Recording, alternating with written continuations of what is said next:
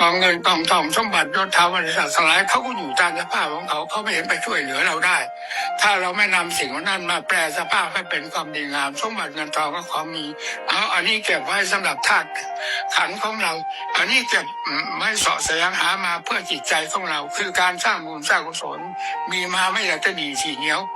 กินแต่คนเดียวตายแล้วสิ่งเหล่านี้เปล่าอยู่เจ้าของไปจมนรกใช้ไม่ได้เลยนะ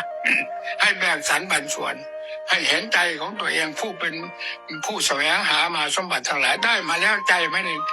ได้รับได้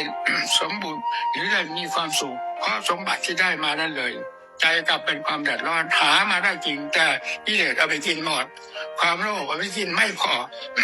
ความโกรธราคะตัณหาไปกินไม่พอหาเท่าไรก็ไม่พอสุดท้ายเจ้าของจิตใจนั้นแห้งผากจากความดีทั้งหลายตายแล้วจมในทำกลางแห่งสมบัติเงินทองก็ของยศถาบรรดาศักดิ์นั่นแหละ